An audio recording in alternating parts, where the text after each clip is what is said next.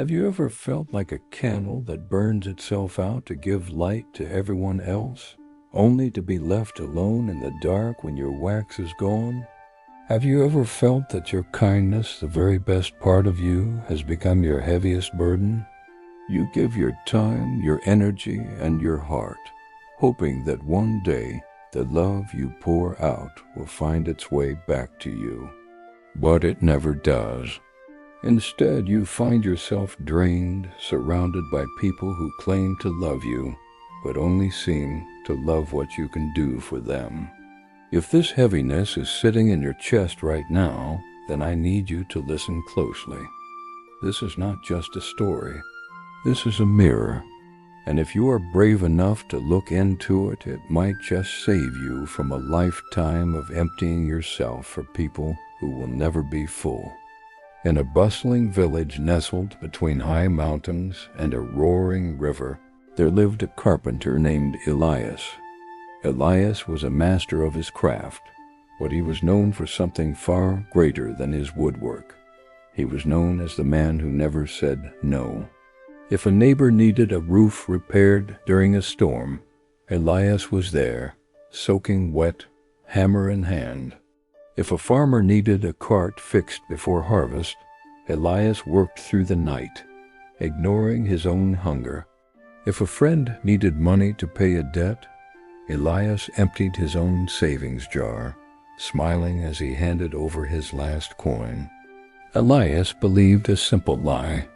He believed that if he made himself useful, he would be valuable. He believed that if he carried everyone else's burden, he would eventually be worthy of love. But the village did not see Elias as a hero. They saw him as a utility, a convenience. Years passed, and the toll began to show. Elias's own workshop, once a place of beauty, fell into ruin. The wood for his own projects rotted in the damp corner because he never had time to build his own dreams. His clothes were patched and thin. His eyes, once bright with creativity, were now shadowed by a deep exhaustion that sleep could not fix. The breaking point did not come with a storm, but with a celebration. The village was preparing for the great harvest festival. For weeks, the town council asked Elias to build the grand stage, the tables, and the decorations. "We need you, Elias," they said. "Only you can make it beautiful." Flattered and driven by his need to please, Elias worked for 14 days straight. He barely ate.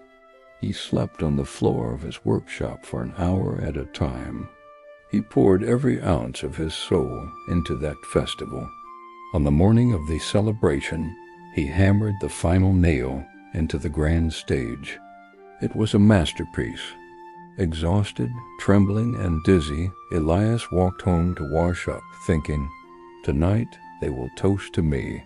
Tonight they will finally see me." He laid down on his bed for just a moment to rest his eyes. When he woke up, the room was pitch black. Silence hung heavy in the air. He stumbled to the window and looked out. The moon was high. The festival was over. The square was littered with empty cups and leftover food. He had slept through the entire event. But the most painful part wasn't that he missed the party. It was that in 12 hours of celebration, amidst the laughter and the dancing on the stage he built, not a single person had come to wake him. Not one neighbor knocked on his door to see if he was okay. They used his stage, ate at his tables, celebrated the harvest, and completely forgot the man who made it possible. Elias sat on the edge of his bed, and for the first time he didn't cry. He felt a cold, hard stone form in his chest. He realized he didn't have friends.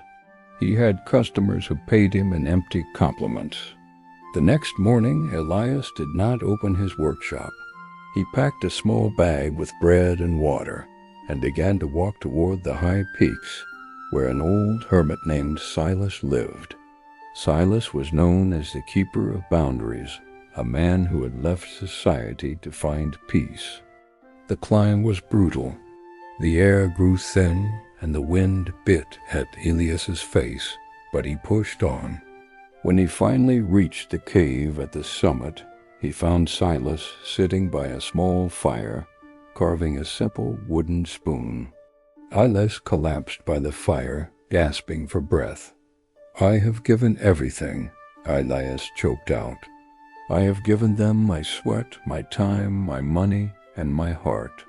And I have nothing to show for it but loneliness. Why? Why does kindness feel like a punishment?" Silas didn't look up from his carving.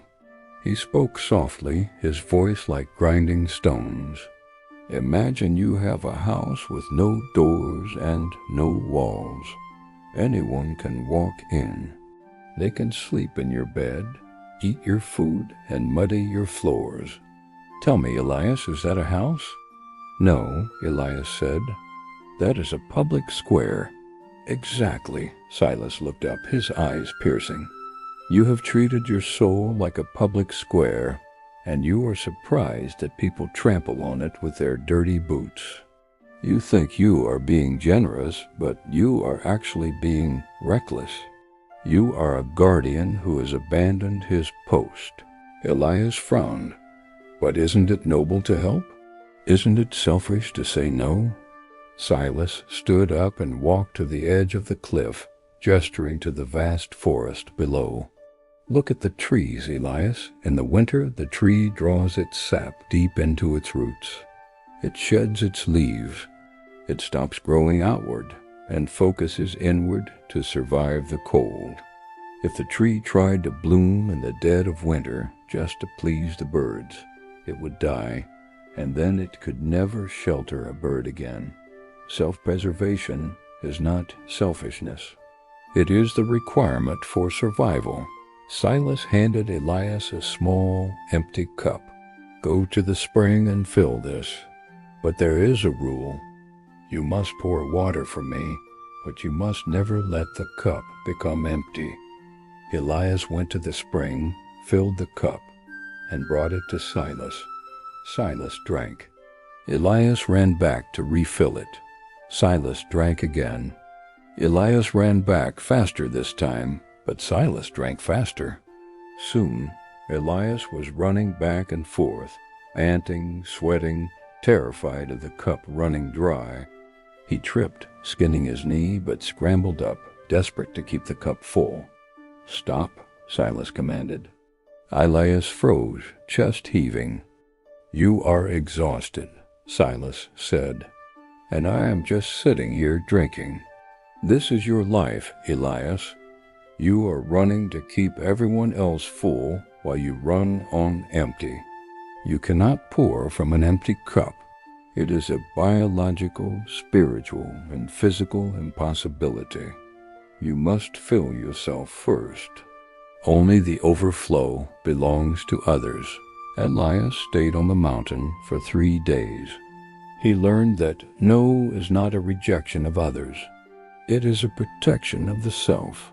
He learned that people treat you exactly how you teach them to treat you. By always saying yes, he had taught the village that his time had no value. When Elias returned to the village, he looked different. He walked slower. He stood taller. The very next morning, a wealthy merchant knocked on his door. "Elias, I need a new carriage, and I need it by Friday. It's an emergency."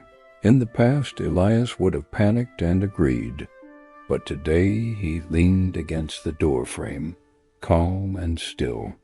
He looked at the merchant and said, "I am afraid that won't be possible. I am working on my own repairs this week. I can look at it next month." The merchant's face turned red. "Next month? Do you know who I am? You've always done it before. You're being selfish." The word stung, but Elias remembered the tree in winter. He looked the merchant in the eye and said softly but firmly, "I am not the man I was. My time is spoken for. If you cannot wait, you are free to find another carpenter. The merchant stormed off, cursing. Elias felt a surge of fear, but beneath it, something new. Respect. Respect for himself. Over the next few weeks, it was hard. The village gossiped. They called him arrogant. They called him cold. Elias has changed, they whispered. He thinks he is too good for us now. But Elias kept his focus. He repaired his workshop. He carved beautiful furniture for his own home. He planted a garden and actually sat in it to watch the sunset. He began to sleep 8 hours a night. The dark circles vanished from his eyes. His laughter returned, deep and genuine. And then a shift happened. Because Elias was no longer available at the drop of a hat, his work became scarce. And because it was scarce, it became valuable. People stopped asking him to fix broken fences and started asking him to build heirlooms. They approached him with appointments, not demands. They asked, "Is this a good time?" Instead of shouting, "Do it now." One day, a young apprentice came to Elias, watching him work on a magnificent clock tower for the town square, a project Elias had chosen to do on his own terms. "Master Elias," the boy said, "don't you feel bad that you don't help everyone anymore? Don't you feel you're letting them down?" Elias put down his chisel and smiled at the boy. "Lesson number 1, my boy. You can be a candle that burns for everyone and melts into nothing, or you can be a lighthouse. A lighthouse stands tall on the rock. It doesn't run into the ocean to save the ships. It stands firm and shines its light. And because it stands firm, it saves more ships than the candle ever could." Elias realized that true generosity is not about giving until you bleed. It is about giving from a place of strength. When he started respecting his own boundaries, the world started respecting him. He found that the people who left him when he started saying no were never really his friends. They were just using his energy. But the people who stayed, the people who respected his time, those were the connections that mattered. So let me ask you again, are you the candle melting away to keep others warm? Are you the house with no doors, wondering why your floors are always muddy? It is time to stop setting yourself on fire to keep other people warm. It is time to realize that no is a complete sentence. You do not need to explain it. You do not need to apologize for it. Imagine your energy is like a bank account. Every time you say yes to something you don't want to do, you are making a withdrawal. Eventually, you will be overdrawn. You will be emotionally bankrupt.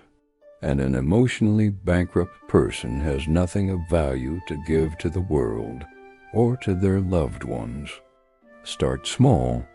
This week, I want you to find one thing, just one small thing that you are doing out of guilt or obligation or fear of disappointing someone, and I want you to stop.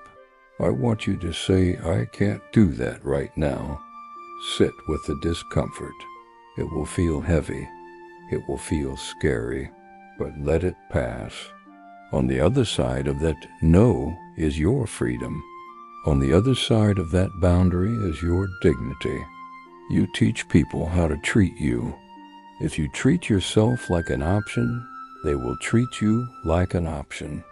If you treat yourself like a priority, they will treat you like a priority. Your peace is expensive. It cost you a lot of heartache to get here. Do not give it away cheaply.